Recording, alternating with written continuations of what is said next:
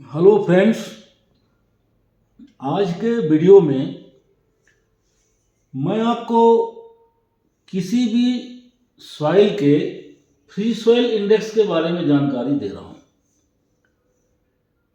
Soil में एक तरह की सॉइलिंग होती है, उसी से हम फ्री सॉइल इंडेक्स निकालते हैं। ये बहुत ही अच्छा वीडियो है, इसको आप बीच में मत छोड़िए, पूरा वीडियो ज़रूर देखिएगा, क्योंकि वीडियो में मैं कुछ ऐसी जानकारी आपको ज़रूर बताता हूँ कि वो आपको लगेगा कि ये बहुत अच्छी जानकारी है, मुझे मालूम नहीं थी। इसलिए अगर आप वीडियो को पूरा देखेंगे तो आपको कुछ महत्वपूर्ण जानकारी ज़रूर मिल जाएगी, जो आपको लगेगा कि अरे ये मेरे लिए बहुत ही अच्छी है। तो अब आप देखिए, फ्री सॉइल इंडेक्स, सॉइल के सैंपल को हम 24 आवर्स तक वाटर में रखते हैं, फिर उसमें जो स्वेलिंग होती है, सॉइल का सैंपल में स्वेलिंग हो जाती है, उसको हम मेजर करते हैं कितना परसेंट स्वेलिंग हुई है। सॉइल में जो स्वेलिंग होती है वो सॉइल में क्ले पार्टिकल की वजह से होती है। जो क्ले के पार्टिकल होते हैं उन्हीं में स्वेलिंग होती है। फ्री सॉइलिंग इंडेक्स का टेस्ट करने के लिए IS 2720 पार्ट 40, सॉइल टेस्टिंग के जितने भी टेस्ट हैं सॉइल के, वो सभी IS 2720 में अलग अलग पार्ट में टेस्टिंग होती है। इसलिए फ्री सॉइलिंग इंडेक्स के लिए पार्ट 40।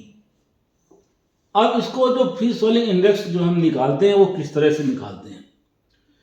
इसके लिए हम 100 ml का सिलेंडर लेते हैं। 100 ml का सिलेंडर कैसे लेते हैं, मेरे हाथ में ये 100 ml का मेजरिंग सिलेंडर है। इसकी मैक्सिमम कैपेसिटी कितनी है, 100 ml है। तो सॉइल का सैंपल हम इसी में लेते हैं और ये इसके लिए 2 चाहिए हमें। तो सबसे पहले सॉइल सैंपल को प्रिपेयर करते हैं। क्या करते हैं कि सॉइल को ओवन में ड्राई करते हैं। ड्राई करने के बाद हम 24 आवर ओवन में जब रखते हैं तो सॉइल पूरी तरह से ड्राई हो जाती है और उसको हम कूट लेते हैं। फिर वो सॉइल को हम 425 माइक्रोन की सीप से सीविंग करते हैं। जो मटेरियल उससे पास हो जाता है, यानी 425 माइक्रोन जो पासिंग मटेरियल है उसको हम लेते हैं और 10-10 ग्राम के 2 सैंपल लेते हैं। ये 2 सिलेंडर, एक सिलेंडर में 10 ग्राम और दूसरे सिलेंडर में भी हम 10 ग्राम लेते हैं।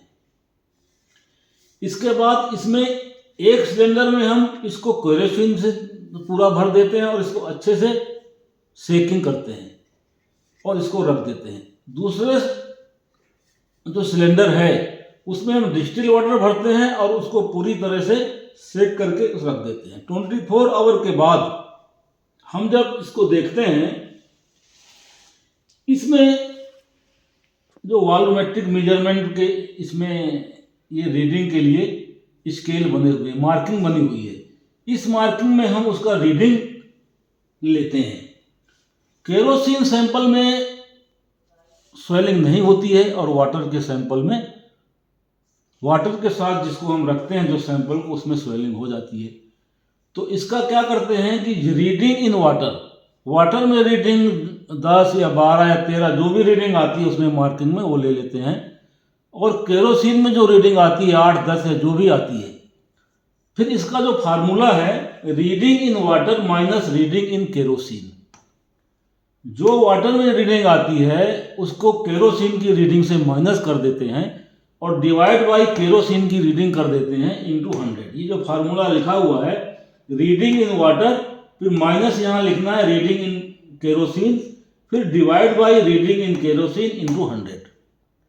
जो वैल्यू आती है वो परसेंट में आती है और उसको हम फ्री सॉइल इंडेक्स कहते हैं। इसकी जो मैक्सिमम लिमिट है 50% तक होती है। 50% की लिमिट का भी इसका अलग अलग क्राइटेरिया है। 50% के बाद भी हम कुछ क्राइटेरिया में इसको यूज कर सकते हैं, इसके लिए मैं अभी आपको बताऊंगा। इसके बाद मैं आपको एक जानकारी, जो महत्वपूर्ण जानकारी दे रहा हूं, जो सॉइल का जो सैंपल है या जो सॉइल पार्टिकल होते हैं उसमें कितने तरह का मटेरियल होता है, कौन कौन से कंपोनेंट सॉइल में पाए जाते हैं, कौन कौन से घटक या कौन कौन से मटेरियल जिसका हम नाम क्या करते हैं, ग्रेवल, सैंड और सिल्ट और क्ले बोलते हैं। ग्रेवल जो सॉइल में होता है retain on 4.75 mm ISC, 4.75 mm की ISC में जो मटेरियल रिटेन हो जाता है उसको हम क्या कहते हैं, ग्रेवल कहते हैं। 4.75 से नीचे का और 75 माइक्रोन के ऊपर का, 4.75 से लेकर के 75 माइक्रोन तक का जो मटेरियल होता है वो सैंड होता है। इसमें दो तरह का होता है, एक फाइन सैंड और एक मीडियम सैंड, या हम इसको कोर्स सैंड भी बोल सकते हैं। कोर्स सैंड, मीडियम सैंड और फाइन सैंड, तीन कैटेगरी में भी हम इसको डिवाइड कर सकते हैं। और 75 माइक्रोन से जो पासिंग मटेरियल होता है वो सिल्ट और क्ले होता है उसमें। तो सिल्ट और क्ले जो होता है 75 माइक्रोन पासिंग मटेरियल होता है। ये एनालिसिस जब हम करते हैं सॉइल के लिए तो इसको वेट एनालिसिस करते हैं। इसमें ड्राई एनालिसिस और वेट एनालिसिस दो तरह का एनालिसिस होता है। वेट एनालिसिस में हम क्या करते हैं, ग्रेन साइज एनालिसिस में जो भी सैंपल 200 या 300 ग्राम हम लेते हैं उसको वाटर में पहले सेचुरेट कर लेते हैं, फिर इसको 75 माइक्रोन की सीप से वॉश कर देते हैं, और जो सैंपल बचता है उसको ओवन ड्राई करके फिर ये सीप लगा के उसका ग्रेजुएशन करते हैं। इसकी सीप में 4.75, 2.36 या 2 mm, 4.75, 2 mm, 1 mm और 425 माइक्रोन और 75 माइक्रोन, इस तरह हम इसका सीप लगा के ग्रेजुएशन करते हैं। फिर हम पता लगाते हैं कि उस सॉइल में कितना ग्रेवल है, कितना सैंड है और कितना सिल्ट और क्ले है। सिल्ट और क्ले जो 75 माइक्रोन से पूरी तरह से पास हो जाता है। कोई भी सॉइल में अगर ग्रेवल और सैंड कंटेंट ज़्यादा है तो कंस्ट्रक्शन के लिए ज़्यादा उपयुक्त मानी जाती है। सिल्ट और क्ले अगर ज़्यादा है तो कंस्ट्रक्शन के लिए सुटेबल नहीं मानी जाती है। सिल्ट और क्ले होते हैं वीक मटेरियल होते हैं। सिल्ट क्या होता है, बहुत ही सैंड के बहुत ही फाइन पार्टिकल होते हैं जिससे सिल्ट बनता है। और क्ले जो होता है, क्ले के पार्टिकल में स्वेलिंग होता है। ये पार्टिकल वाटर एब्जॉर्ब करके स्वेल कर जाते हैं जिससे मटेरियल की स्ट्रेंथ कम हो जाती है। तो जिस मटेरियल में क्ले ज़्यादा होगा, सिल्ट ज़्यादा होगा, उसकी स्ट्रेंथ कम हो जाती है। सिल्ट और क्ले जिस सॉइल में ज़्यादा होता है वो खेती के लिए ज़्यादा उपयुक्त सॉइल मानी जाती है। अब इसमें आप एक चीज़ और जानिए, जो सिल्ट और क्ले होता है उसका साइज जो है 2 माइक्रोन होता है। सिल्ट और क्ले 75 माइक्रोन का पासिंग होता है, लेकिन अगर हमें दोनों को अलग करना है, सिल्ट और क्ले में से सिल्ट और क्ले को अलग अलग करना है, क्योंकि 75 माइक्रोन से दोनों वॉश हो जाते हैं, दोनों मिक्स होते हैं, तो हम हाइड्रोमीटर एनालिसिस एक टेस्टिंग प्रोसीजर है जिसको हम हाइड्रोमीटर एनालिसिस कहते हैं। हाइड्रोमीटर एनालिसिस से हम सिल्ट और क्ले को अलग अलग निकाल सकते हैं। अगर किसी मटेरियल में सिल्ट और क्ले दोनों मिला के 50% है तो उसमें हमें पता लगाना है कि सिल्ट कितना है, क्ले कितना है, तो उसके लिए हम हाइड्रोमीटर एनालिसिस करते हैं। अब इसमें एक चीज़ और है कि ये जो 50% का लिमिट है फ्री सॉइलिंग इंडेक्स का, 50% के लिमिट में कहीं पर भी ऐसा होता है कि अगर 50% से ज़्यादा भी फ्री सॉइल इंडेक्स आता है तो हम उस सॉइल को कंस्ट्रक्शन में यूज कर सकते हैं। हाईवे कंस्ट्रक्शन में क्या होता है, आप देखे होंगे एक सब ग्रेड का लेयर होता है और सब ग्रेड का 500 का लेयर होता है, 500 mm यानी आधा मीटर का, और उसके नीचे जगह जो सब ग्रेड का बॉटम होता है उसको हम एम्बैंकमेंट टॉप लेयर भी कहते हैं।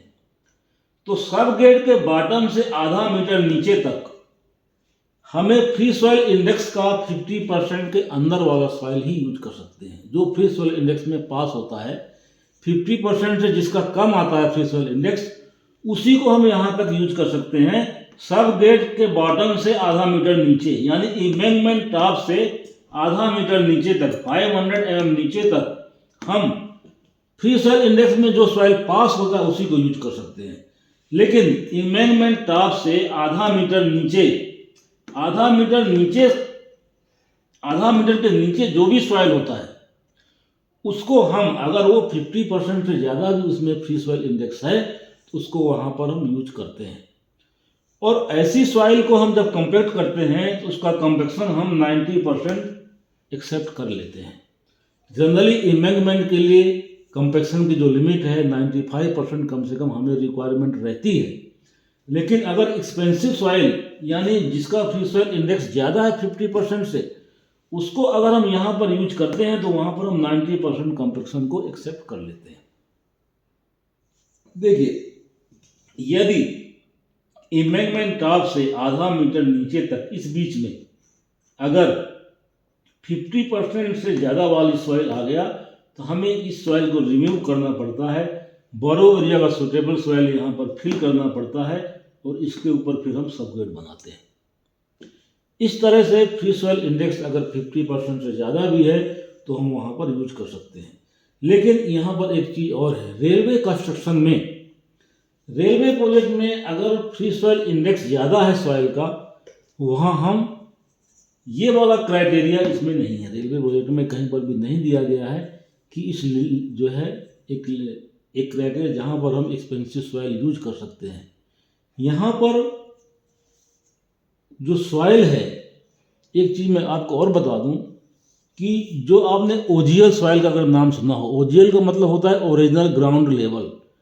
जो लैंड का ओरिजिनल ग्राउंड लेवल है वहाँ पर जो सॉइल होती है उसको हम ओजीएल कहते हैं। और हाईवे प्रोजेक्ट से हम ओजीएल का कंपैक्शन हमें करना पड़ता है, ओजीएल का कंपैक्शन का रिक्वायरमेंट है। लेकिन रेलवे प्रोजेक्ट में कहीं से किसी भी कोड में ओजीएल के कंपैक्शन का कोई क्राइटेरिया नहीं दिया गया है। वहाँ पर हम जनरली सीधे सीधे ओजीएल को क्लीन करते हैं, सीएनजी करते हैं और उसका एक बेड प्रिपरेशन कर लेते हैं। उसमें कंपैक्शन का रिक्वायरमेंट नहीं है रेलवे प्रोजेक्ट में। लेकिन हाईवे प्रोजेक्ट में ये क्राइटेरिया ओजीएल के कंपैक्शन का रहता है। तो फ्रेंड्स, आज के वीडियो में मैंने आपको ये जो फ्री सॉइल इंडेक्स है इसके बारे में बहुत ही महत्वपूर्ण जानकारी दी है। ये वीडियो आपको कैसा लगा अपने कमेंट के माध्यम से ज़रूर बताएं। धन्यवाद।